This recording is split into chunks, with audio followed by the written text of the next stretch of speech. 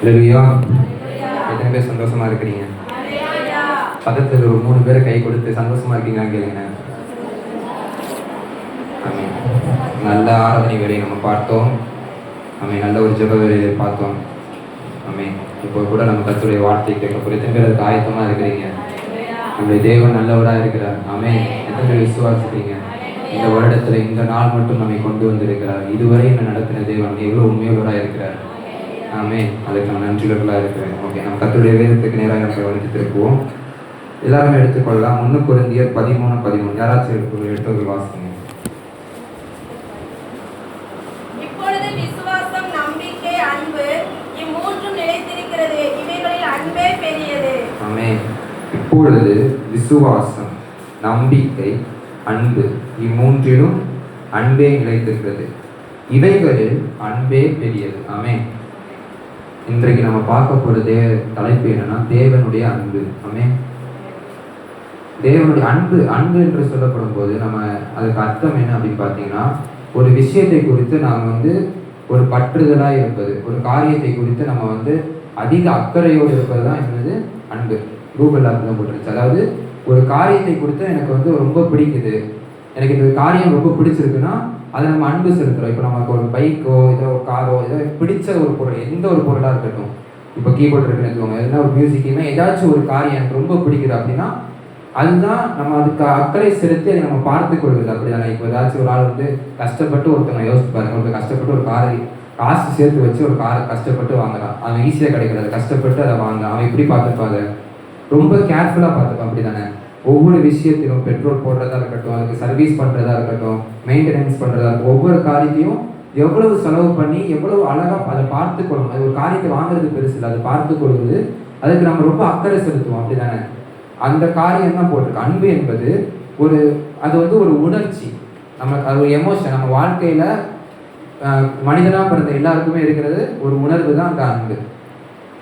அன்புங்கிறது ஆவியின் கனிகளையும் முதல்ல சொல்லப்படுகிறது என்னது? அன்பு. அப்படிதானே? அன்புங்கிறது நம்ம வாழ்க்கையில மிகவும் தேவையான ஒன்று. நம்ம இப்போ படித்த அந்த அதிகாரம் முழுவதுமே அன்பை பற்றி தான் இருக்கு. 1 கொரிந்தியர் 13 நீங்கள் ஃபுல்லாக ஃபர்ஸ்ட்லேருந்து வாசித்து பார்த்தீங்கன்னா அதில் எல்லாரும் சேர்ந்து ஒரு வாசிப்போம். அந்த அதிகாரத்தை எல்லாரும் சேர்ந்து நல்லா சத்தியத்தை வச்சுப்போம். நான் மனுஷர் பாஷைகளையும் தூதர் பாஷைகளையும் பேசினாலும் அன்பு எனக்கு இராவிட்டால் சத்தமிடுகிற வெண்கலம் போலவும் ஓசையிற கைத்தாளம் போலவும் இருப்பேன். நான் தீர்க்க தரிசன வரத்தை உடையவனாய் இருந்து சகல ரகசியங்களையும்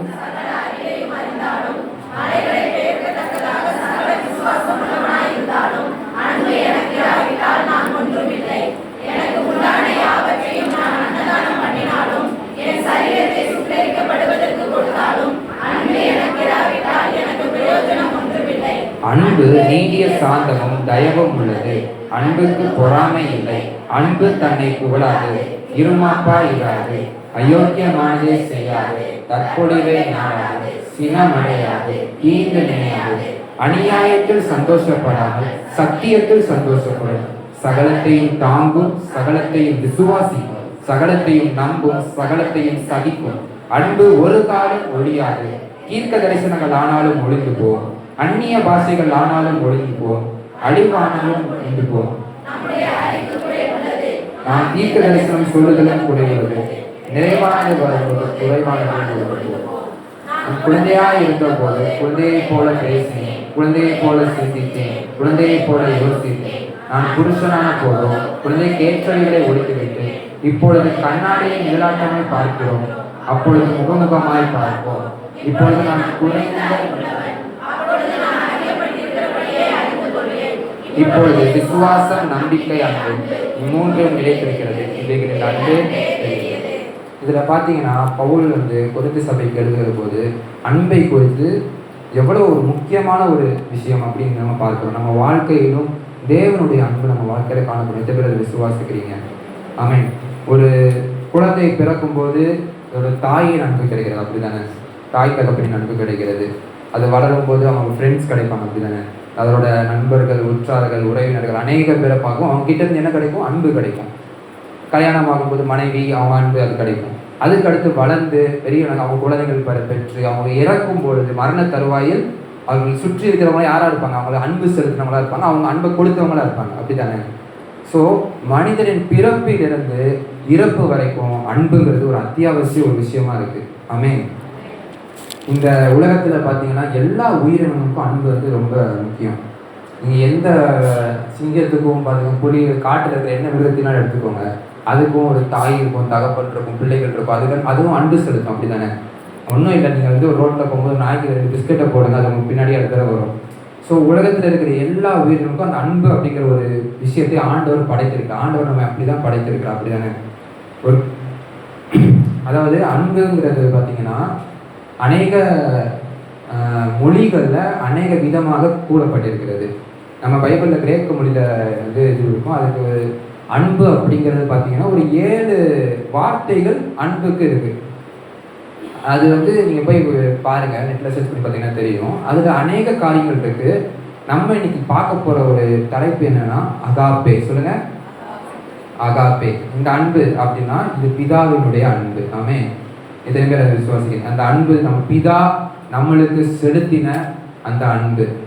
நம்ம வந்து பிறக்கிறதுக்கு முன்னாக, நம்ம தாயின் கருவில் உருவாகிறதுக்கு முன்னாவே அவர் பேர் சொல்லி அளித்திருக்கிறார். இது எதற்காக? அவர் நமக்கு அன்பு செலுத்தணும் ஏதாச்சும் ஒரு காரணம் இருக்கா? அதான் நம்ம அந்த பிதாவினுடைய அன்பு தான் நம்ம வந்து இன்னைக்கு பார்க்க போகிறோம். எடுத்தவங்க வாசிங்க 1 யோவான் 4:8.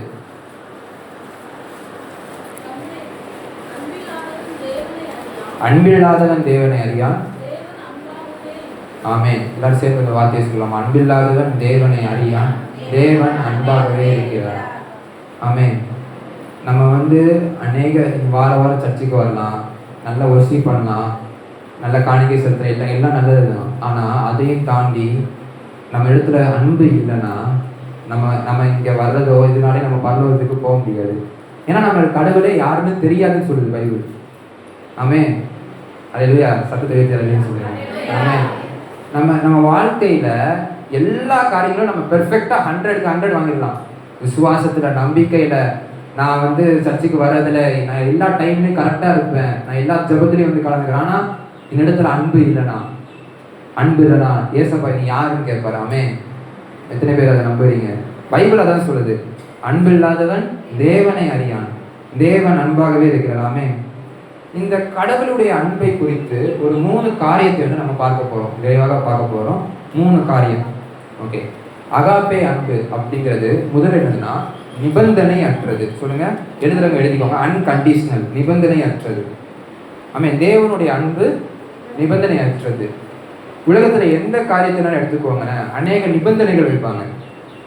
இப்போலாம் வந்து புதுசாக சொல்லிட்டு இருக்காங்க. அதாவது கல்யாணம் ஆக போகுதுனாலே மனைவி வந்து கணவன் வரப்போறவங்களுக்கு நிபந்தனை வைக்கிறாங்க. இதெல்லாம் வைக்கிறாங்க, நல்ல சம்பளம் இருக்கணும், நல்ல வீடு இருக்கணும், நல்ல வேலை இருக்கணும். ஏன்னா அவங்க வாழ்க்கையில் அடுத்த கட்டத்துக்கு போகிறதுக்கு அநேக காரியங்கள் அவசியமாக இருக்குது. அதை அவங்க முன் வைக்கிறாங்க, நிபந்தனையாக வைக்கிறாங்க. ஆமென். அதே போல் நம்ம வேலை விஷயம் எந்த ஒரு காரியனாலும் நீ ஒரு கண்டிஷன் இருக்கும். இந்த விஷயத்தை நீ பண்ணனா உனக்கு இது கிடைக்கும். இந்த உலகத்தில் எல்லா காரியத்திலும் இருக்கவங்க அதுக்கு ஒரு நிபந்தனை இருக்குது. எந்த ஒரு சின்ன விஷயம் பண்ணால் கூட நீ இது பண்ணினா இது நடக்கும், எனக்கு பண்ணினா உனக்கு இது கிடைக்கும். அதாவது நான் ஏதாச்சும் எனக்கு கிடைக்கணும்னா நான் ஏதாச்சும் பண்ணணும். அதான் வந்து நிபந்தனை உள்ளது. இந்த உலகத்தில் மனிதர்கள் பார்த்தீங்கன்னா நிபந்தனை உள்ளவர்களாக தான் இருக்காங்க. அப்படி தானே? நீங்கள் ஒருத்தவங்களை அன்பு செலுத்தணும், அதாவது மாய்மாலமற்ற அன்பு வேற. இப்போ யாரையாச்சும் இப்போ நம்ம போய் பேசுகிற எல்லாருமே நம்ம உண்மையான அன்பு செலுத்துகிறாங்கன்னு கேட்டால் கிடையாது. நம்மகிட்ட பேசும்போது சில பேர் நல்லா பேசுவாங்க, நம்மளுக்கு அன்பு செலுத்துகிற மாதிரி தோணும். ஆனால் மனதில் பார்த்தீங்கன்னா நம்மளுக்கு பின்னாடி போய் அநேக காரியங்கள் செய்கிறவங்க நம்ம அநேக பேர் பார்த்துருக்கோம் நம்ம வாழ்க்கையில். அதே போல் இந்த உலகத்தில் அநேக மனிதர்கள் பார்த்தீங்கன்னா எந்த ஒரு காரியத்தை எடுத்தாலும் அதுக்கு ஒரு நிபந்தனை கொடுக்கும். அதுக்கு ஒரு செயல் செஞ்சாதான் உனக்கு அன்பு செலுத்துவேன் அப்படின்னு சொல்லுவாங்க. அப்படி தானே? ஒரு வசனத்தை வாசிப்போம். யோவான் 3:16. தேவன் தம்முடைய ஒரே பேரான குமாரனை விசுவாசிக்கிறவனோ அவன் கெட்டு போகாமல் நித்திய ஜீவனை அடையும்படிக்கு அவரை தந்தருளி இவ்வளவாய் உலகத்தில் அன்பு கூறுகிறார். ஆமென். எத்தனை பேர் விசுவாசிக்கிற வசனத்தை? பிதாவினுடைய அன்பை பாருங்களேன். நம்ம வந்து இதற்கு பாத்திரவான்லாம் கேட்டீங்க கிடையாது. அவருக்கு இருந்த ஒரே ஒரு குமாரன். ஆமென். அவர் வந்து எந்த கண்டிஷனும் போடலை. நீ என்னிடத்துல அன்பு செலுத்து, நீ விசுவாசி, நீ கெட்டு போகாமல் நித்திய ஜீவனை அடையும்படிக்கு. ஆமென். நம்ம வாழ்க்கையில நம்மளும் நம்ம நிறைய பேருக்கு நம்ம செய்யும்போது சில நிபந்தனைகள் வைப்போம். இதெல்லாம் பண்ணேன்னா உனக்கு நான் அன்பு செலுத்துவேன், இதெல்லாம் செஞ்சேன். நான் இப்போ ஒரு தாய் தகப்பனா இருக்கிறவங்க வந்து உங்க பிள்ளைகிட்ட வந்து நீ நல்ல பிள்ளையா இந்த விதத்துல கரெக்டா நடந்தேன்னா உனக்கு நான் அன்பு செலுத்துவேன், இது ஏதாவது சேட்டை பண்ணா உன்னை வந்து அடிப்பேன், தண்டிப்பேன், இல்லைன்னா கோச்சிப்பேன், இந்த மாதிரி காரியங்கள் சொல்லுவாங்க. இப்பொழுது கூட ஆண்டவர் சொல்றாரு, இனி அதாவது இயேசுவை விசுவாசிக்கிற எல்லாருக்கும் எந்த ஒரு கண்டிஷனும் கிடையாது. அவன் யாரா இருந்தாலும் பரவாயில்ல, அவன் உலகத்துல எவ்வளவு பெரிய பாவியா இருந்தாலும், அவன் எவ்வளவு பெரிய பாவியா இருந்தாலும் பரவாயில்ல, ஆண்டவர் அவன் விசுவாசிக்கும் போது அவனை மாற்ற, அவனை அன்பு செலுத்த ஆண்டவர் வல்லவரா இருக்கு. எப்படி விசுவாசிக்கிறீங்க? ஆண்டவருடைய பார்வையில எல்லாரும் சமம் அப்படின்னா, தேவன் பட்சபாதம் உள்ள தேவன் அல்லன்னு பைபிள்ல போட்டிருக்கு. எந்த ஒரு காரியத்திலையும் நம்ம பார்க்கிறோம், நம்மளுக்கே தெரியும், நம்ம சில நேரத்துக்கு நம்மளுடைய மாறலை விட்டு வளர்க்கும். நம்ம வந்து சில நேரத்துக்கு நம்ம பச்சைப்பாதம் பார்ப்போம், அப்படிதானே? சில நேரத்துக்கு நம்மளே அறியாம இந்த இவனுக்கு வந்து இது செய்யணும், இவன் கூட நல்லா க்ளோஸா இருந்தா இவனுக்கு நான் இதை செய்வேன், இவன் என்கிட்ட க்ளோஸா இல்லைன்னா கொஞ்சம் அவனுக்கு தகுந்த மாதிரி அவனுக்கு செய்வேன். அப்படிதான் நம்ம உலகமே அப்படித்தான் இருக்கு. ஆனால் ஆண்டவரை பாருங்க, அவரை தேடி வருகிற யாரா இருந்தாலும் பரவாயில்ல, அவன் பணக்காரனா ஏழையான்னு பார்க்கறது இல்லை, அவன் வந்து நோய்வாய்ப்பட்டவன், இவன் உயிரோட வாழ மாட்டான் அப்படி பார்க்கறது இல்லை.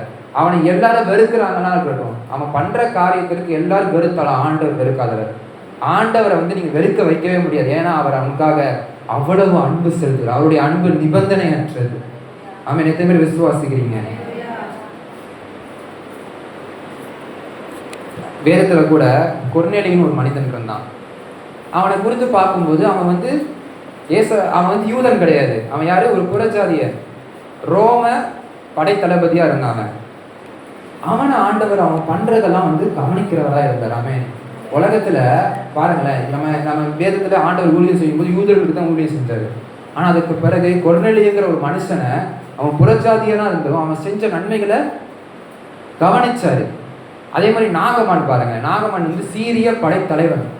அவன் வந்து இஸ்ரவேலுக்கு எதிராக போராடுகிற ஒரு மனுஷன்.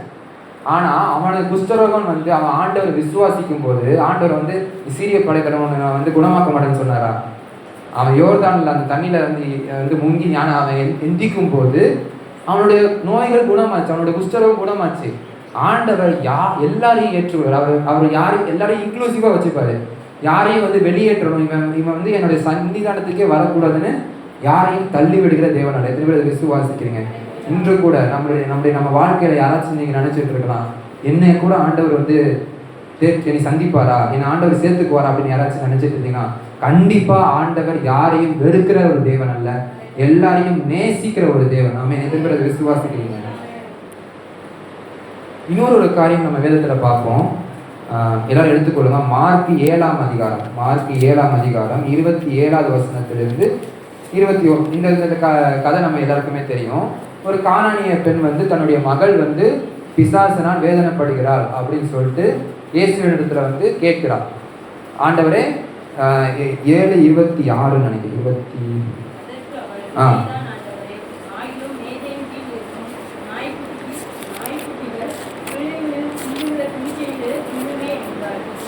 ஆமென். அந்த பெண் பார்த்தீங்கன்னா அவள் வந்து ஒரு புறஜாதி பெண், அப்படிதானே? கானான் தேசத்திலிருந்து வந்த பெண். அவள் வந்து ஏசப்பா செய்கிற அற்புதங்களை கேள்விப்பட்டு அவர் மேல் விசுவாசம் வச்சு, ஆண்டவரே என் மகள் வந்து பிசாசினால் வேதனைப்படுகிறார். அந்த வசனம் எந்த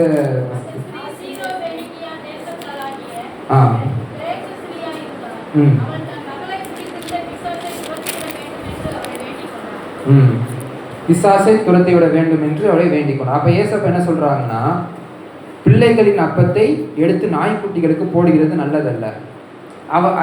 ஏசுவன் என்ன பண்ணாலும் டெஸ்ட் பண்றாரா, அவ என்ன பதில் சொல்றான்னு பார்ப்போம், அவ உண்மையிலே விசுவாசமா இருக்கிறாளா அப்படி. அப்போ அவ என்ன சொல்றா, முந்தி பிள்ளைகள் திருப்தி அடையட்டும், பிள்ளைகளின் அப்பத்தை எடுத்து நாய்க்குட்டிகளுக்கு போடுகிறது நல்லது என்றார். அதற்கு அவள், மெய்தான் ஆண்டவரே, ஆகிலும் மேஜையில் கீழ் இருக்கும் நாய்க்குட்டிகள் பிள்ளைகள் சிந்துகிற துணிக்கையை தின்னும் என்றார். அவளுக்கு ஒரு விசுவாசம் இருந்தது, ஆண்டவர் ஏதாவது செய்வார். ஆமென்.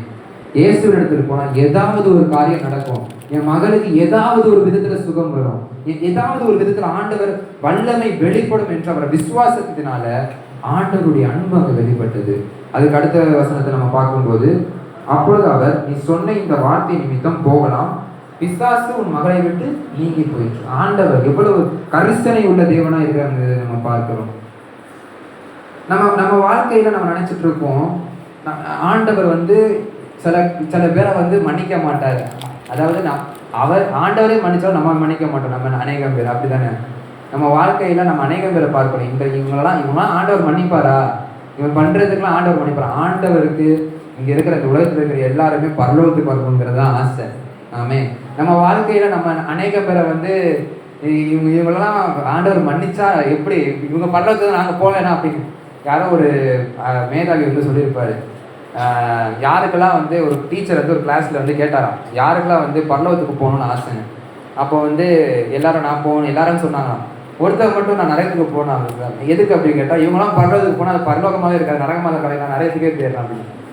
அதே மாதிரி தான் நம்ம நினைக்கிறோம், இவங்களாம் நம்ம மனது எப்படி இருக்கணும், நம்ம பிதாவின் அன்புடையவர்களாக இருக்க வேண்டும். அப்படி தானே நம்ம என்ன நினைக்கிறோம்னா, எல்லாருமே இன்க்ளூசிவ். யார் இந்த சபைக்கு புதுசாக வந்தால் கூட நீங்கள் யார் அவங்களை பற்றி விசாரிங்க, அவங்க எப்படிப்பட்டவங்க, அவங்களுக்கு தரிசனம் உள்ளவர்களாம் அவங்க விசாரித்து அதுக்காக ஜெபம் பண்ணிக்கிறவர்களாக இந்த சபை மாறணும். அப்படி தானே இவங்க ஒவ்வொருவரும் அன்பு உள்ளவர்களாய், பிதாவின் அன்பு உள்ளவர்களாய் மாறணும். ஆமென். தேவனை போல நம்மளும் நிபந்தனையற்ற அன்பு உள்ளவர்களாய் இருக்க வேண்டும். நம்மளும் இவங்களெல்லாம் ஆண்டவர் ரசிக்க மாட்டார் அப்படின்னு மைண்ட் செட்டை நம்ம எடுத்து போட்டுறணும்.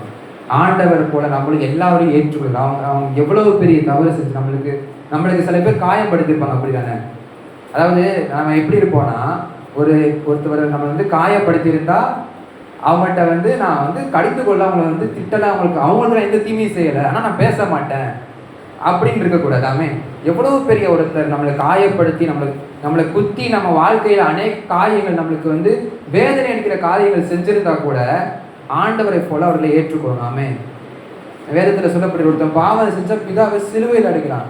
ஆனால் இயேசு என்னைக்காச்சும் அவன் சிலுவையில் அடைகிறாங்கிறதுக்காக அவனை வெறுத்தாரா? இயேசு என்னைக்காச்சு அவனை இந்த இடத்துல நீ வெளியே போ அப்படின்னு சொல்லவே இல்லை. ஆண்டவர் அவர் நிபந்தனை கொடுக்காம அவரை ஏற்றுக்கொண்டார். ஆமே. அடுத்ததாக அந்த தேவனுடைய அன்பினுடைய அடுத்த ஒரு காரியத்தை நம்ம பார்க்க போயிடும். அவருடைய அன்பு சுயநலமற்றது, செல்ஃப்லெஸ். எழுதிக்கோங்க, செல்ஃப்லெஸ். அவருடைய அன்பு சுயநலமற்றது. இன்றைக்கு தான் இப்போ உள்ள உலகத்தில் ரொம்ப பரவலாக பேசப்பட்டது என்னன்னா, செல்ஃப் கேர், செல்ஃப் லவ். அதாவது என்னை பற்றி நான் ரொம்ப அக்கறையுள்ளவனாக இருக்கணும், அது ரொம்ப நல்லது. அதாவது ஸ்கின் கேர் பண்ணுறது, அதாவது நிறைய காரியங்கள் இருக்கு. அது நான் என்னை குறித்து நான் நல்லதே, நான் என்னை குறித்து ரொம்ப முக்கியமான காரியங்களை என்னை குறித்து நான் பார்த்துக்கொள்ளணும். அதுக்கு சில பரிசுத்தவான்கள் என்ன பண்ணுறாங்கன்னா, ஒரு வேதவசனத்தை எடுத்துக்கிறாங்க. ஆண்டவர் சொல்கிறாரு, உன்னை நீ நேசிப்பது போல பிறனி, அப்போ என்னை நான் ரொம்ப நேசிக்கணும். ஆமே.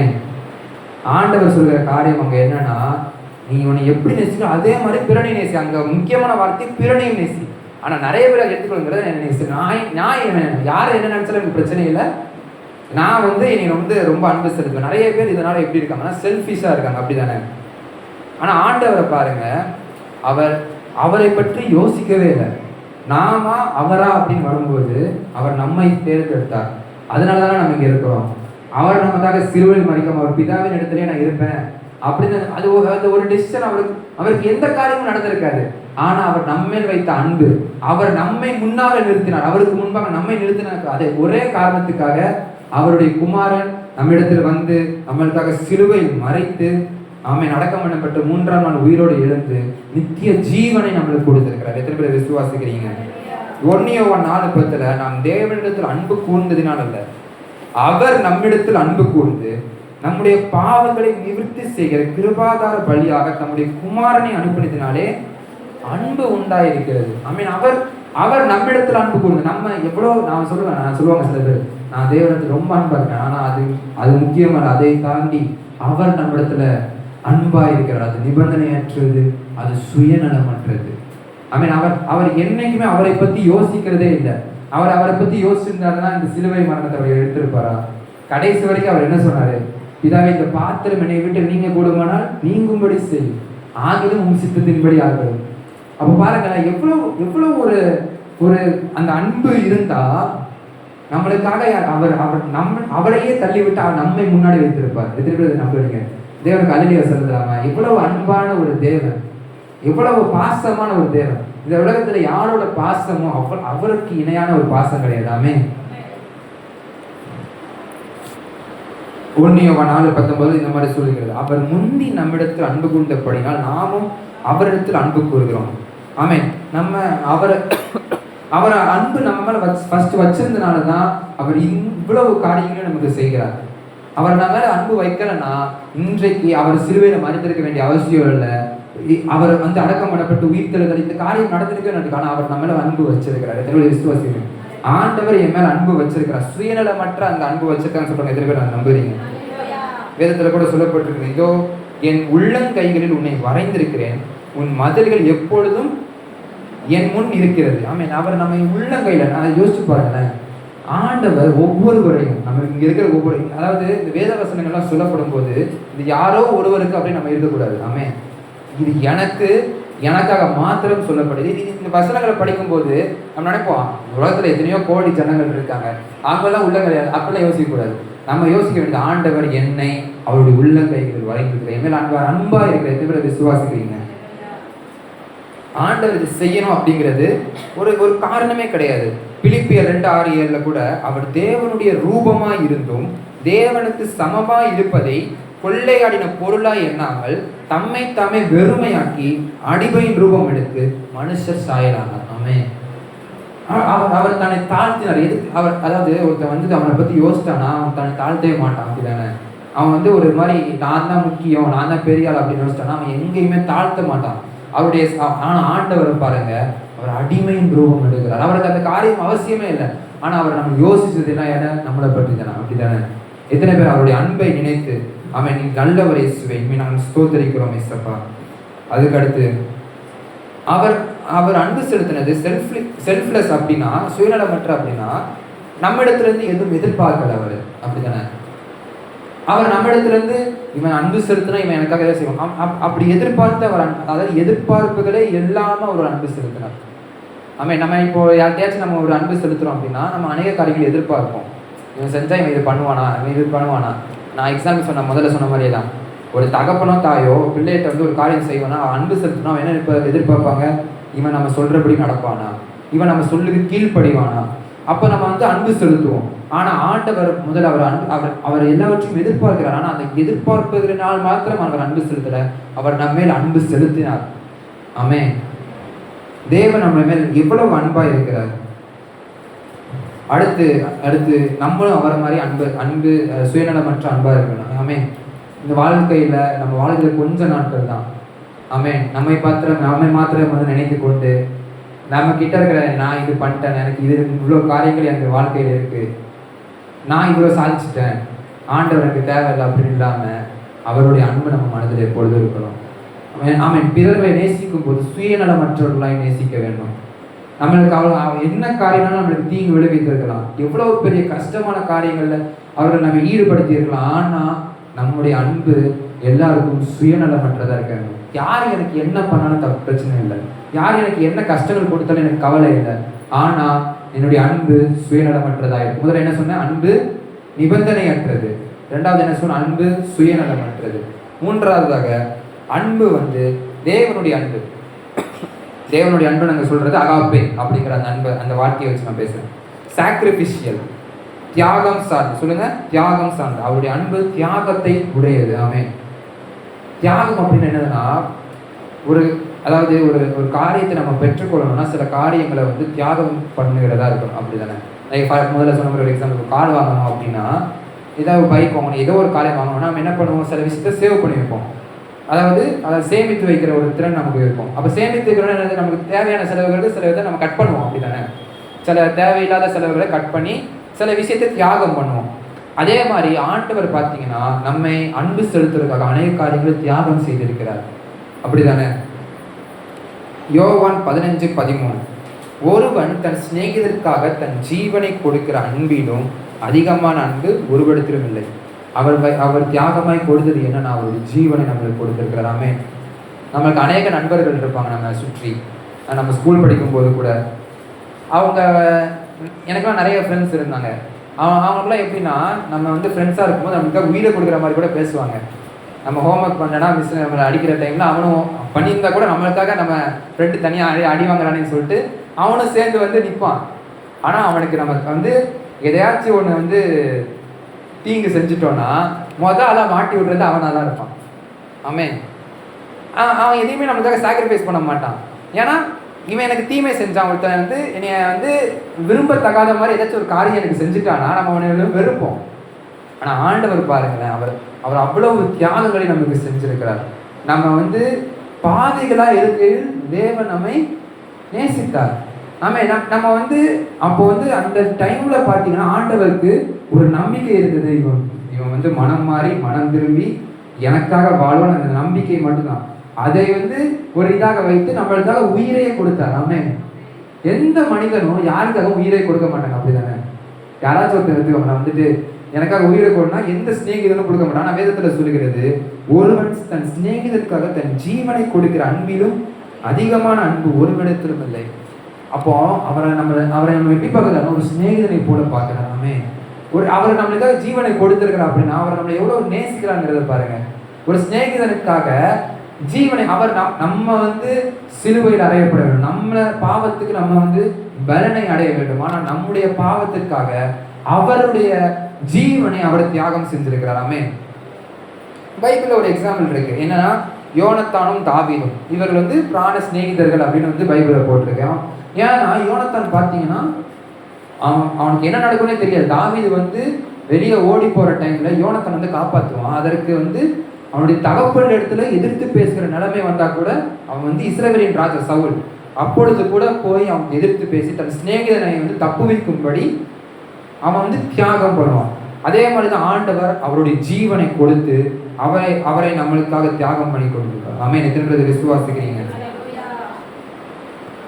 வேதம் சொல்லுகிறது, நாம் பாவிகளாக இருக்கிற கிறிஸ்து நமக்காக மரித்ததினாலே தேவன் நம்மேல் வைத்து தமது அன்பை ரோமர் 5:8. ஆமென். நாம் பாவிகளாக இருக்கையில் நம்ம வந்து நல்லவர்களோ நீதிமான்களோ பரிசுத்தவான்களோ கிடையாது. நம்ம பிறக்கும் போதே பாவத்தில் கற்பம் தரித்து தாய் பாவத்தில் கற்பம் தரித்தாள் என்று வேதத்தில் கூறப்படுகிறது. ஆனா ஆண்டவர் பாருங்க, அவர் நம்மளுக்காக ஜீவனை கொடுக்கிறதுல அவர் அவ்வளவு தியாகங்களை செஞ்சிருக்கிறாமே.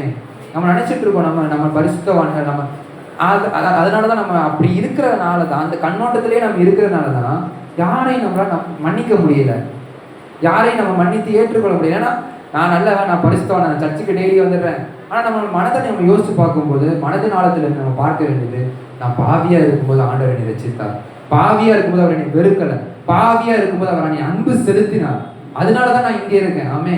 நம்ம எப்பொழுதுமே நம்மை தாழ்த்தணும். ஆண்டவருடைய சமூகத்திலும் சரி எல்லா இடத்துலையும் நம்ம தாழ்மையா இருக்கும்போது அவர் நம்மை உயர்த்துவார். எவ்வளவு பெரிய ஒருத்தவங்க நமக்கு தீமை செஞ்சா கூட அவன் செஞ்சுதான், தப்பு பண்ணிட்டான், தப்பு பண்ணது தப்பு தான், ஆனா ஆண்டவர் என்னை மன்னித்தாரு. நான் பண்ண பாவத்துக்கு ஆண்டவர் கணக்கு வச்சிருந்தா, அவர் ஜீவனை கொடுக்காம இருந்திருந்தா எனக்கு ஒரு ரட்சிப்பே இல்லை, நான் நித்திய ஜீவனுக்கு போகவே முடியாது. ஆனா ஆண்டவர் அவர் மன்னித்தது போல நாமும் மன்னிக்க வேண்டும்களா இருக்க வேண்டும். அதான் நம்ம வேதத்தில் சொல்லி, நம்ம பாவிகளா இருக்கையில் கிறிஸ்து நமக்காக மரித்தார். நம்ம நீதிமன்றங்களா இருக்கும்போது அல்ல, நம்ம பாவிகளா இருக்கிற நம்ம வாழ்க்கையில கிறிஸ்து நமக்காக மரித்ததுனால அவருடைய அன்பை விளங்க பண்ணியிருக்கிறார். ஆமென். இந்த இப்பொழுது நம்ம சொல்கிறது என்னன்னா, இப்போ உள்ள ஜென்ரேஷன், இப்போ உள்ள கிட்ஸ் எல்லாம் வந்து இப்போ உள்ள யூத், அதாவது வாலிபர்கள்லாம் வந்து ரொம்ப பாவத்தில் ஈடுபடுறாங்க, ரொம்ப இது பண்ணுறாங்க.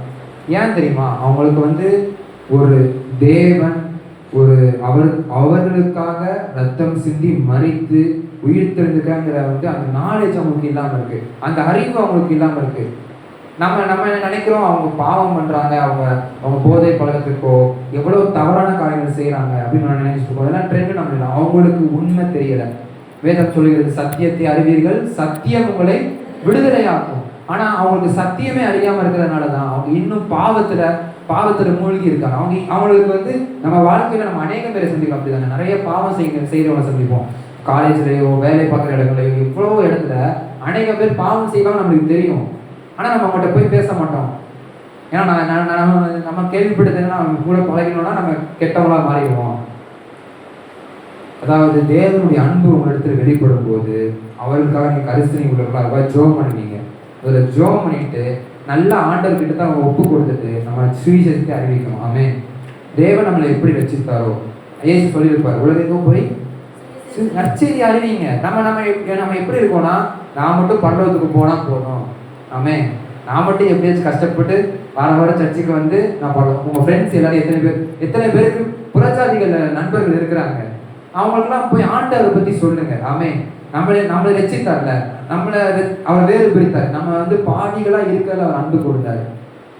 இந்த உலகத்துக்கு இயேசு தேவை. ஆமே, இப்பொழுது இருக்கிற இந்த உலகத்துக்கு, இப்போ நம்ம சொல்றோம் இந்த சட்டங்கள் மாறணும், அது மாறணும், இது மாறணும், அதை தாண்டி இந்த உலகத்திற்கு இயேசு தேவை. ஆமே, இது இருக்கிற அநேக பேர் வந்து ஆண்டவர் அடைஞ்சாங்கன்னா, அவங்க மாறினாங்கன்னா ஆண்டவருக்காக நிலைத்து நிற்கிறவங்களா இருப்பாங்க. ஆமே, எவ்வளோ பேர் மிஷினரிகள் தேவை இருக்கிறது நம்ம ஸ்தாபனத்துல. நம்ம அநேக பேர் நம்ம நார்த் இந்தியாவில் இன்னும் அநேக இடங்கள்ல இயேசுவை பற்றி அழியாத நிறைய ஜனங்கள் இந்தியாவிலே இருக்காங்க. இயேசுனா யாருன்னு தெரியாதவங்க இந்தியாவிலே இருக்காங்க. நம்ம இங்க வந்து நல்லா சண்டே வந்து நம்ம ஆராதிக்கிறோம், எல்லாம் நல்லது. ஆனா யோசிச்சு பாருங்க கொஞ்சம், அந்த இடத்துல ஆண்டவர் யாருன்னே தெரியாத அநேக ஜனங்களுக்கு நம்ம எப்படி சுவிசேஷம் சொல்ல போறோம்?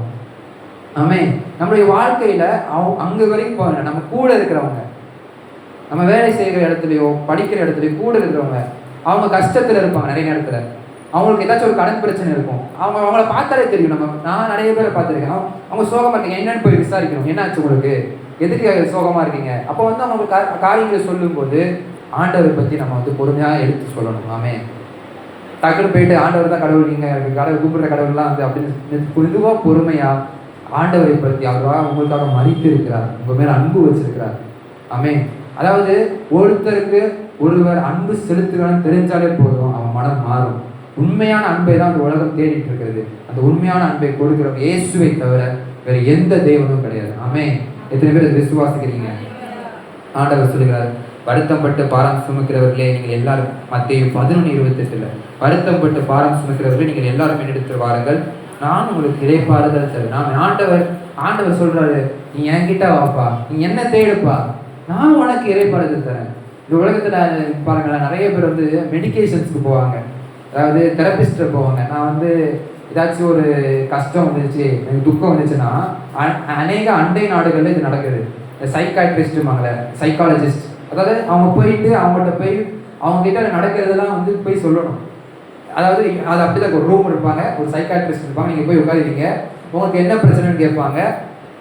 அவங்கள்ட்ட வந்து நம்ம எல்லாத்தையும் போய் சொல்லுவோம், அதற்கு அவங்களுக்கு தோன்றதை சொல்லுவாங்க. ஆனால் ஆண்டவர் நம்ம எப்படி இருக்கிறோம்னா, வருத்தப்பட்டு பாரம் சுமக்கிறவர்கள் எல்லாரும் என்னிடத்தில் வரணும் ஆண்டவர் கொடுக்கிறார். ஆமென். அவர் நமக்கு ஒரு சைக்காட்ரிஸ்டா, நம்மளுடைய மனநிலையை புரிந்து அவர் நம்மளுக்கு ஆலோசனை தருகிற கர்த்தரா இருக்கிற எத்தனை பேர் விசுவாசிக்கிறீங்க? நம்ம நினைச்சிட்டு இருக்கோம் நம்ம வாழ்க்கையில ஆண்டவர் வந்து எனக்கு இதுக்கு மட்டும் போதும், இந்த சில காரியங்களை ஆண்டவரே இதுக்கு நீங்க வராது, இந்த காரியத்தை நானே பார்த்துப்பேன், நானே செய்யறேன், அப்படி செஞ்சு அநேக தோல்வியை நம்ம வாழ்க்கையில அடைந்திருக்கிறோம். ஆனா ஆண்டவரை எல்லா இடத்துலையும் அவர் கூப்பிடுங்க. நம்ம வாழ்க்கையில முடிவெடுக்கிற எந்த சமயத்துலனாலும் எல்லா இடத்துலையும், ஒரு சின்ன காரியமா கூட இருக்கட்டும், ஒரு பெரிய காரியமா இருக்கட்டும், ஆண்டவர் அந்த இடத்துல அலைங்க. ஒரு சின்ன இடத்துல உட்காந்து எந்த இடத்துலனாலும் ஆண்டவர் எப்போனாலும் எந்த நேரத்துலனாலும் எப்போனாலும் கூப்பிடலாம். சைக்காட்ரிஸ்ட்டுக்கு தான் வந்து ஒரு அப்பாயின்மெண்ட் தேவைப்படும், இத்தனை மணிக்கு வரணும், இத்தனை மணிக்கு இத்தனை மணிக்குள்ள. ஆனால் நீங்கள் எங்கனாலும் ஏதாச்சும் ஒரு இடத்துல பஸ்ஸில் போகும்போது கூட சரி, ட்ரெயினில் போகும்போது கூட சரி, நடக்கும்போது சரி, போகும்போது வரும்போது, எந்த இடத்துல கூட மனதின் ஆழத்திலிருந்து மனதிற்குள் கூட நீங்கள் பேசுகிறதை ஆண்டவர் கேட்கிறார். ஆமே. ஆண்டவர் அதாவது நெகேமியா பார்த்தீங்கன்னா அந்த ராஜாவின் இடத்துல பேசுறது மனதிலே ஜெபம் பண்ணிட்டு இருக்கு. அவன் மனதில் ஜெபம் பண்ணுறதை ஆண்டவர் கேட்டு ராஜாவின் இருதயத்தை அவர் மாற்றுங்க. நம்ம வாழ்க்கையில நம்ம நினைச்சிட்டு இருக்கோம் இந்த இடத்துல வந்து அப்படி கிடையாது. நம்ம எந்த இடத்துல நம்ம ஆண்டவர்கிட்ட பேச முடியும். ஆண்டவர்கிட்ட காரியத்தை சொல்லுங்க. அதாவது வேதத்தில் சொல்லக்கூடிய ஒன்றுக்கும் கவலைப்படாமல் எல்லாவற்றையும் சோதரத்தோடு கூட விண்ணப்பத்தினாலும் வேண்டுதலினாலும் தேவனுக்கு தெரியப்படுத்துங்கள், அப்பொழுது எல்லா புத்திக்கும் மேலான தேவ சமாதானம் உங்கள் இருதயத்தை சிந்தையும் ஆள் கூட படி போட்டிருக்கு. நம்ம வாழ்க்கையில நம்ம நினைச்சிட்டு இருக்கோம், அதாவது நம்ம எல்லாவற்றையும் ஆண்கிட்ட ஓப்பனா சொல்லணும். ஆமே. ஒரு மனிதர் நமக்கு யோசிச்சு பாருங்க, ஆண்டவர் ஒரு மனிதரா நினைச்சு பாருங்க, நம்ம எதிர்க்க நினைக்கிற ஒரு மனிதரா, நம்ம கூட நடக்கிற ஒரு மனிதரா, அவர்கிட்ட எதையும் மறைக்க கூடாது. அவருக்கு எல்லாமே தெரியும், நம்ம மறைச்சா கூட அவருக்கு எல்லாமே தெரியும். நம்ம என்ன நினைக்கிறோம், அதான் எல்லாமே தெரியுதுல, அவரை வந்து நம்ம சொன்னா ஆண்டவர் அதை செய்ய அவர் வல்லவரா இருக்கிறார். நம்ம சொன்னாதான் ஆண்டவர் செய்வார். அவரா வந்து அவர் கண்டுபிடிச்சு செய்யணும்னா அப்படிலாம் கிடையாது. ஆமே. நம்ம எல்லாவற்றிற்கும் அவரிடத்துல வந்து எப்படி இருக்கணும்னா ஓப்பனா இருக்கணும். எல்லாவற்றையும் திறந்த மனதுடனே அவர்கிட்ட தெரிவிக்கணும். இந்த காரியம் வாழ்க்கையில் நடக்குது ஆண்டவரே, இப்போ நான் இந்த ஒர்க்குக்கு போகிறேன், இந்த காரியங்கள்ல எனக்கு சில தேவைகள் தேவைப்படுது, எனக்கு ஞானத்தில் இந்த காரியத்தில் எனக்கு ஞானம் இல்லை, இந்த எக்ஸாம் எழுதும்போது இதில் எனக்கு எப்படி பண்ணுறது தெரியல ஆண்டவரே, இயேசுவே இந்த வேலையில் நான் என்ன பண்ணணும் அப்படின்னு நீங்கள் சொல்லுங்கள் இயேசுவே. இந்த மாதிரி ஒவ்வொரு காரியத்தையும் குறித்து நீங்கள் ஆண்டவருக்கு தெரிவிக்கும் போது எல்லா புத்திக்கும் மேலான தேவ சமாதானத்தை அவர் தருவார். தேவ சமாதானம் இருந்துச்சுன்னா நீங்கள் எவ்வளோ பெரிய கஷ்டமான டாஸ்க் உங்களுக்கு கொடுத்தாலும், எவ்வளோ பெரிய கஷ்டமான காரியங்கள் நீங்கள் நடந்து போனாலும் அதை தாண்டி வருகிறதுக்கு, தாண்டி வந்து அவருக்கு நன்றி செலுத்த ஆண்டவர் அவருக்கு செய்கிறதுக்கு உண்மையுள்ளவராக இதுவரை விசுவாசிக்கிறீங்க. அல்லேலூயா. ஆண்டவரை வந்து நம்மளுக்கு வந்து கிருபை அளிக்கிறார். அவர் கிருபை அளிக்கும் போது அவர் வந்து நான் வந்து எனக்கு கீழ்ப்படிக்கும் போது தான் கிருபை அளிக்கும். அவர் வந்து எல்லாருக்கும் கிருபை அளிக்கிறார். அவர் வந்து ஏதாச்சும் ஒரு அவரோட அன்பு எப்படி இருக்குது என்றால் அவர் தியாகத்தை குறிக்கிற அன்பா இருக்கிறது. அவர் இந்த உலகத்தில் இருக்கிற எல்லாருக்காகவும் தம்முடைய கடைசி சொட்டு ரத்தத்தை வரை சிந்திருக்கிறார். எதை விசுவாசிக்கிறீங்க? அவர் சிலுவையில் அவர் வந்து இவர்களுக்கு மட்டும்தான், யூதர்களுக்கு மட்டும்தான் அப்படின்னு நினைச்சிருந்தா நம்ம இன்னைக்கு நீங்க இருந்திருக்க மாட்டோம். அவருடைய ரத்தம் சிந்தப்பட்டது எல்லாருக்கும், உலகத்தினுடைய சகல பாவத்தையும் தீர்க்கிற தேவ ஆட்டுக்குட்டி அவர். ஆமென். இந்த உலகத்துல அநேக பேருக்கு இயேசு தேவை. எத்தனை பேர் இன்னும் எனக்கு தெரிஞ்ச ஒருவரையாச்சும் இந்த சபை கூட்டு வருவேன். ஆமென். பக்கத்துல இருக்கிறவங்க, சுற்றி இருக்கிறவங்க, எனக்கு தெரிஞ்சவங்க யார்கிட்டயாச்சும் இயேசுவை பத்தி சொல்லி இந்த சபை கூட்டம்னா இங்க ஒருவருக்கு கூட்டம் இருந்தா கூட இந்த இடம் வந்து நிரம்பிடும். ஆமென். எத்தனை பேர் அடுத்து இந்த காரியத்தை எத்தனை பேர் செய்ய வந்து ஆசையா இருக்கிறீங்க? இந்த வருஷத்துக்குள்ள டைம் லைன் இந்த வருஷத்துக்குள்ள கொடுக்குறேன். இந்த வருஷத்துக்குள்ள ஒரு நபரை நம்ம பேசுறது எவ்வளவு நேரம் ஆகும்? நம்ம ஒரு நபருக்காக ஜெபம் பண்ணி இந்த ஒய்கோஸ் ஊழியம் ஒன்று இருக்கு. இது எனக்கு எத்தனை பேருக்கு தெரியும் தெரியல. ஒரு 5 பேரை வந்து எழுதி அவர்களுக்காக ஒரு வாரம் முழுவதும் ஜெபம் பண்ணணும். ஜெபம் மட்டும்தான் பண்ணணும். அவர்களை வந்து வைத்து இயேசுவே உங்கள் குடும்பத்துக்காக ஜெபிக்கிறோம், அவங்களுக்காக ஜெபிக்கிறோம், தனிப்பட்ட வாழ்க்கைக்காக ஜெபிக்கிறோம், இயேசுவே அவங்க ரெச்சிங் அப்படின்னு சொல்லிட்டு ஒரு வாரம் ஃபுல்லும் ஜெபம் பண்ணுவோம். அடுத்து அவங்ககிட்ட போய் பேசுவோம். ஆமென். இப்போ அதை ஃபர்ஸ்டே நீங்கள் வந்து எப்படி கூப்பிட்டு வரணும்னா, முதலே வந்து சபைக்கு நம்ம கிறிஸ்மஸோ நியூ இயர் இந்த மாதிரி டைமில் வந்து அவங்க கூப்பிடுங்க. கிறிஸ்மஸ் நீங்கள் வாங்க, உங்களுக்கு நல்லா இருக்கும், ஆராதனை நல்லா இருக்கும் அப்படின்னு கூப்பிட்டீங்கன்னா வருவாங்க. கண்டிப்பாக யாரும் வரமாட்டேன்னு சொல்ல மாட்டாங்க. ஜெபம் பண்ணி கூப்பிட்டு வந்து அவங்க படிப்படியாக ஆண்டவரை பற்றி சொல்லி அவங்களோட ரட்சிப்பு நடத்தும் போது நம்மளுக்கு ஒரு தேவ அன்பு நம்மிடத்துலேருந்து அவங்களுக்கு வெளிப்படும். ஆமென். ஆண்டவர் நம்ம எதிர்பார்க்குறது என்னன்னா நம்மிடத்துலேருந்து தேவ அன்பு வெளிப்படணும் அப்படிங்கிறது. ஆமென். ஓகே, ஒரு பாடல் எல்லாரும் சேர்ந்து பாடலாமா? இந்த பாடல் எல்லாரும் தெரியும் நினைக்கிறேன். அன்பே அன்பே அன்பே ஆர்வீர் உயர்வே அப்படிங்கிற பாட்டு எல்லாரும் சேர்ந்து பாடலாம்.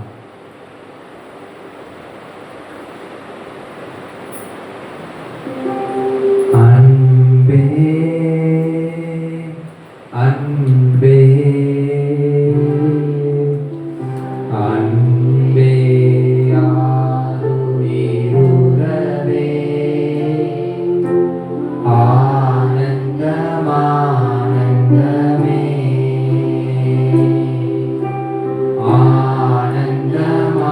ஆனந்தமானந்தமே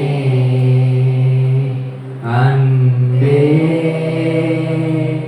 அன்பே அன்பே ஆருயிர் உறவே ஆனந்தமானந்தமே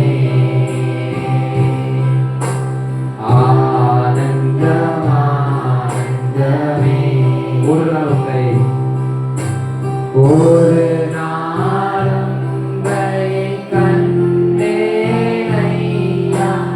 அந்நாள் என்னை வெறுத்தேனையா.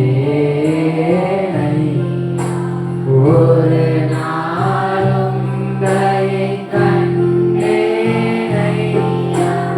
அந்நாள் என்னை வெறுத்தேனையா.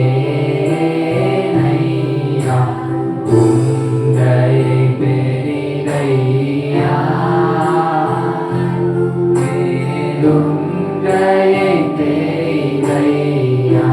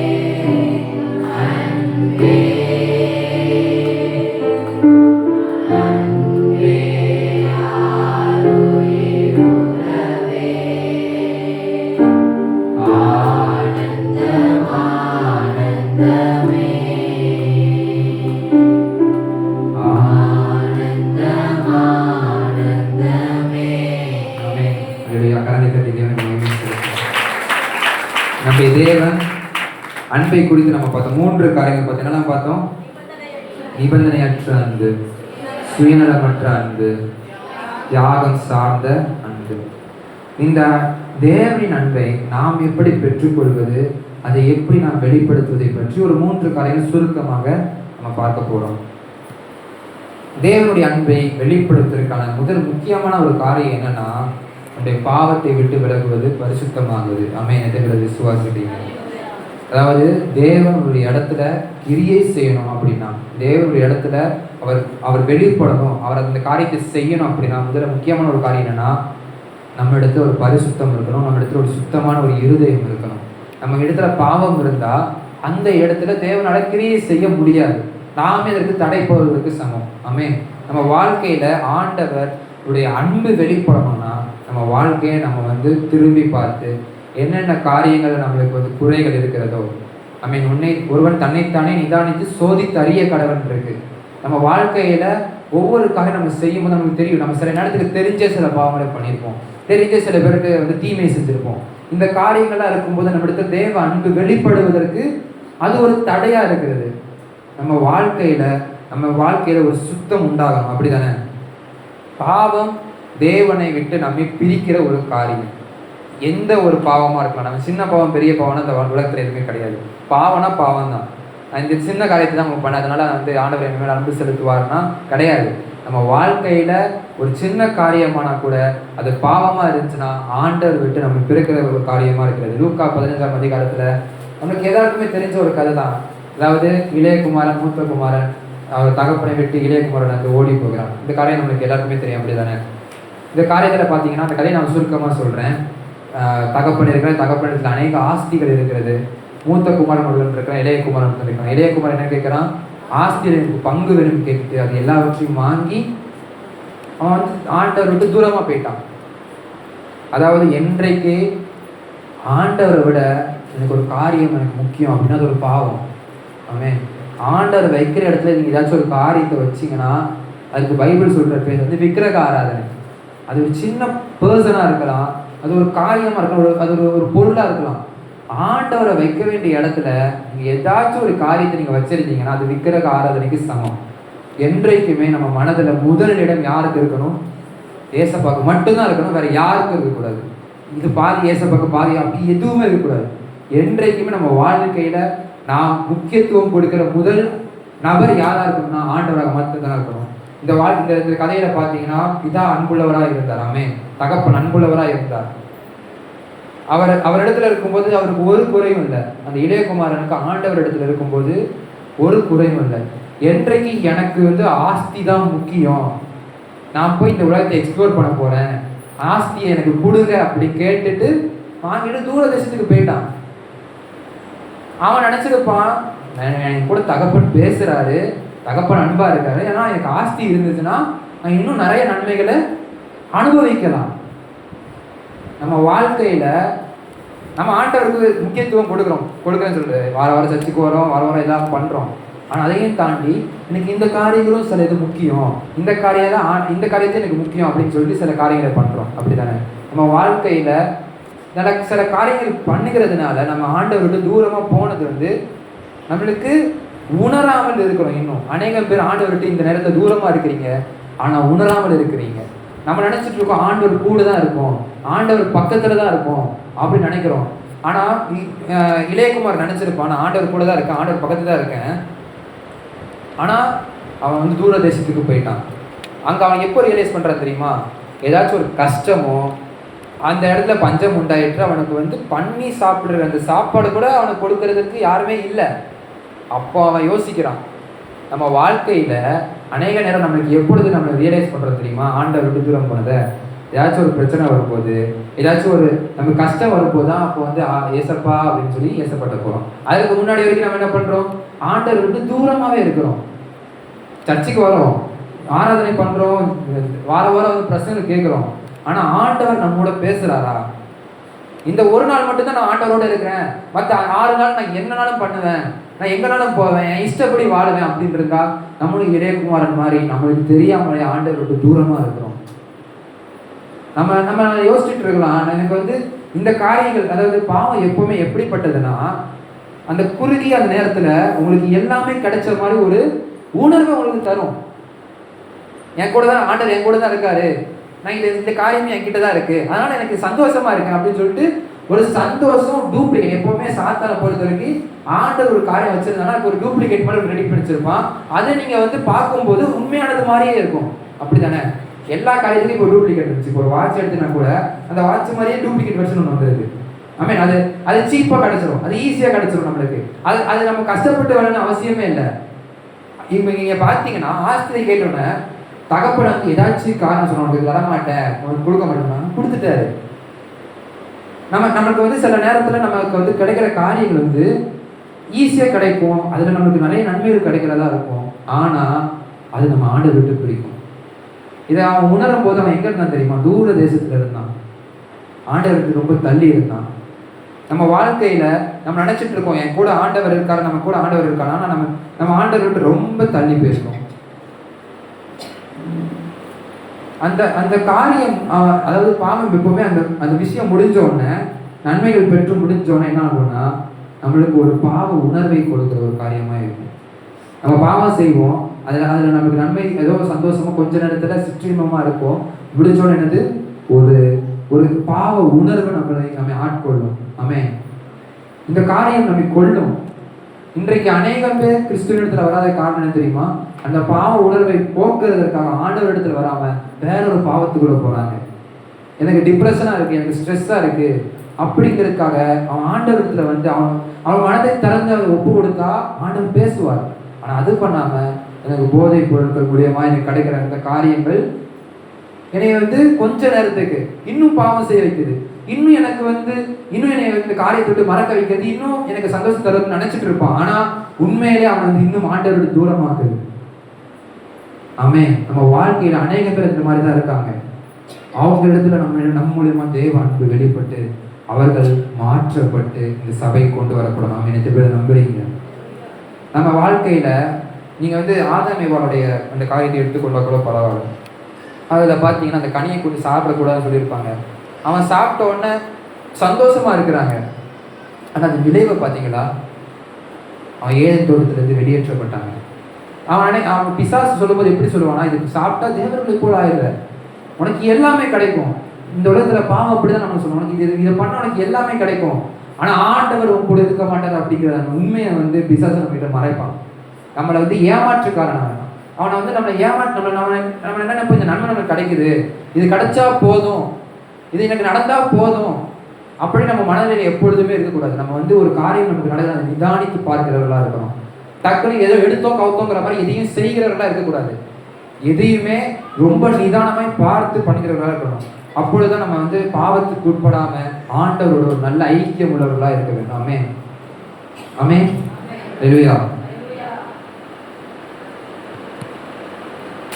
வேதத்தில் கூட சொல்லப்பட்டிருக்கிறது, நீதிமொழிகள் 28:13, பாவங்களை மறைக்கிறவன் வாழ்வடைய மாட்டான், அவை அறிக்கை செய்து விட்டு விடுகிறனும் இரக்கம் பெறுவான். ஸோ நம்ம வாழ்க்கையில் நம்ம வந்து எப்படி இருக்கணும்னா, நம்ம பாவத்தை விட்டு விலகி நம்ம பரிசுத்தமாக இருக்கும்போது தான் நம்ம இடத்துல தேவ அன்பு வெளிப்படும். அடுத்தது வேகமாக அடுத்த காலத்துக்கு போகும். அடுத்தது முக்கியமான விஷயம் என்னன்னா, நம்ம பரிசுத்த ஆவியினால நிரப்பப்படும். ஆமென். எத்தனை பேர் விசுவாசிக்கிறீங்க? ஆண்டவர் நம்ம ரட்சிப்பார், அந்த வேறு பிரிப்பார், நம்ம பரிசுத்தமாக்குவார். ஆனால் அதுக்கடுத்து தினம் தினம் நம்ம வாழ்க்கையில் அநேக காரியங்கள் நம்ம வாழ்க்கையில் நடக்கும். நம்ம வாழ்க்கையில் அந்த ஒரு ஸ்பேஸை வந்து வேற எதுக்கும் கொடுத்துடக்கூடாது. நம்ம ஆண்டவர் ரட்சிக்கணும், நமக்கு ஒரு சந்தோஷம் வரும், ஆண்டவர் நிறைய நன்மைகளை தருவார். அப்போ நம்ம வாழ்க்கை வெறுமையாய் பாத்துற மாதிரி இருந்துடக்கூடாது. அது தினம் தினம் நிரப்பப்படுகிற பரிசுத்த ஆவியினுடைய அபிஷேகத்தால் நிரப்பப்படுகிற ஒரு இடமா அது இருக்கணும். அப்படி மட்டும் அது இல்லைன்னா திரும்பியும் அதே இடத்துக்கு நம்ம திரும்பி போயிடுவோம். பாவமான அது திரும்பி அது பழைய இடத்துக்கே திரும்பி போயிடுவோம்.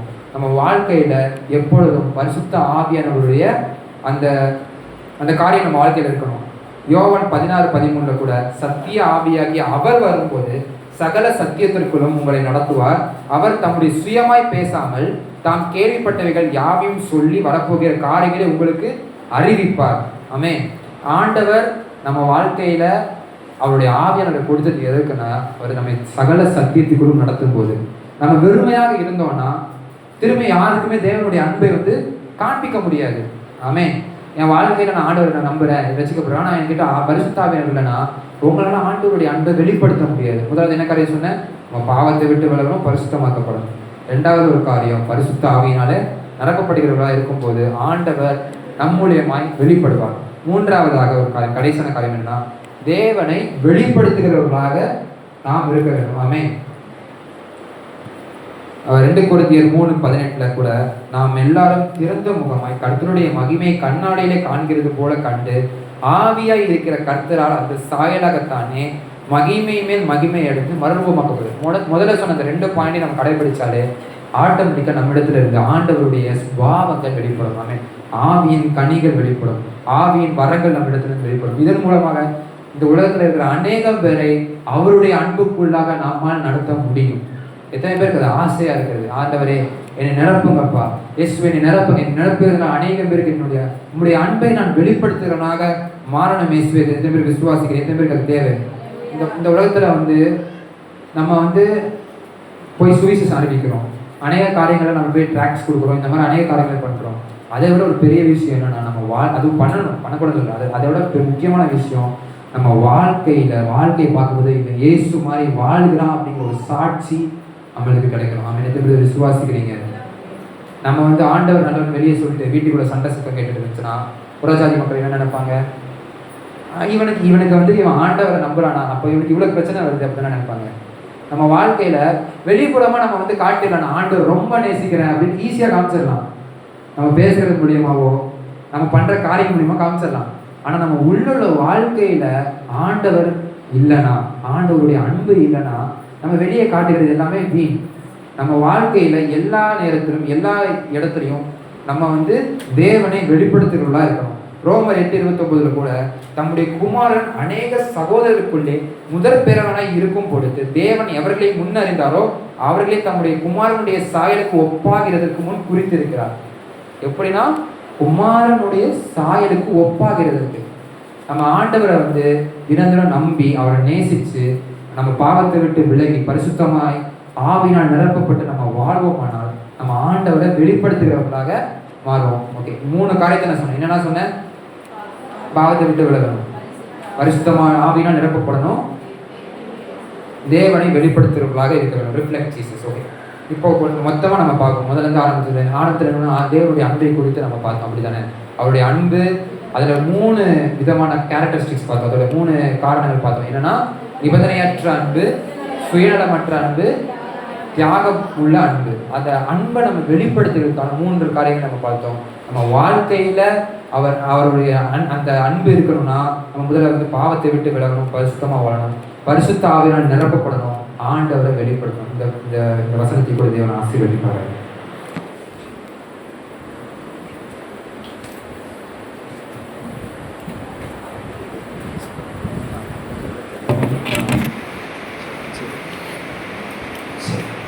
இந்த எல்லாத்துக்கும் சொல்கிறேன், இந்த கீபோர்டு 35,000 ரூபாய் வாங்கப்பட்டிருக்கிறது. இதற்கு நல்ல ஒரு நல்ல விலங்கூடின கீபோர்டில் 1 லட்ச ரூபா 2 லட்ச ரூபா கீபோர்டில் உள்ள ஆப்ஷன் ஃபுல்லாக இதில் இருக்குது. இது ரொம்ப டிமாண்டு. பிக்ஷாட் அந்த சென்னையில் ரொம்ப பிரயாசப்பட்டு 2 கீபோர்டு தான் இருந்துச்சு ஒரே இடத்துல சென்னையில். அதில் ஒரு பொண்ணை பிரயாசப்பட்டு அங்கேருந்து வாங்கிட்டு வந்திருக்காப்புல. ஆனால் நீங்கள் கொடுத்த பணத்தை கொடுத்த வாங்கிட்டு வந்திருக்காப்புல. ஸோ தொடர்ந்து அப்படி சபைக்கு என்னென்ன காரியங்கள் செய்யணுமோ அதுக்காக நீங்கள் தொடர்ந்து ஜெபம் பண்ணுங்க, கர்த்தர் ஆசீர்வதிப்பார். சரி, எல்லாரும் இருந்திருப்போமா? அன்பில் என்னை பரிசுத்தனாக உம்மை கொண்டு சகலத்தையும் உருவாக்கியே முழங்குகிறார்களோ தந்தை நோக்கம் அனாதி என்றோ இயேசுவே நேசிக்கிறோ மாத்திரமன்னான நான் இன்னும் நன்றியுடன் துதிப்பேன். சேர்ந்து பாடுமா? அன்பில் என்னை பரிசுத்தனாக உம்மை கொண்டு சகலத்தையோ உருவாக்கியே முதற் பேராடியோ தந்தை நோக்கமனாதி என்றோ உருவாக்கியே முதற் பேராடியோ தந்தை நோக்கமனாதி என்றோ என்னை சுவை நேசிக்கிறோ என் இன்னும் நன்றியுடன் துதிப்பேன், இன்னும் நன்றியுடன் துதிப்பேன். மரித்தோரில் முதலெழுந்ததினார் புது சிருஷ்டியின் தலையாயிலே. மரித்தோரில் முதலெழுந்ததினார் புது சிருஷ்டியின் தலையாயிலே. சபையாவும் சரீரம் நீ பொருந்திடவே இவாய் அடிக்கிற போசலரை. சபையாவும் சரீரம் நீ பொருந்திடவே இவாய் அடிக்கிற போசலரை. என்னே சுவை நேசித்தீரோ இம்மாத்திரமன்னான நான். என்னே சுவை நேசித்தீரோ எம்மாத்திரமன்னான நான். என்றும் நன்றியுடன் துதிப்பேன், என்றும் நன்றியுடன் துதிப்பேன், என்றும் நன்றியுடன் துதிப்பேன், என்றும் நன்றியுடன் துதிப்பேன். முன்னறிந்து அறிந்தே என்னை அழைத்தீரே, உத பேராய் நீர் இருக்க. அறிந்தே என்னை அழைத்தீரே, உத பேராய் நீர் இருக்க. ஆவியால் அபிஷேகித்தீர் என்னையுமே உம் சாயலில் நான் வளர. ஆவியால் அபிஷேகித்தீர் என்னையுமே உம் சாயலில் நான் வளர. என்னே சுவை நேசித்தீரோ எம்மாத்திரமன்னான நான். என்னே சுவை நேசித்தீரோ எம்மாத்திரமன்னான நான். இன்னும் நன்றியுடன் துதிப்பேன், என்றும் நன்றியுடன் துதிப்பேன், என்றும் நன்றியுடன் துதிப்பேன், என்றும் நன்றியுடன் துதிப்பேன்.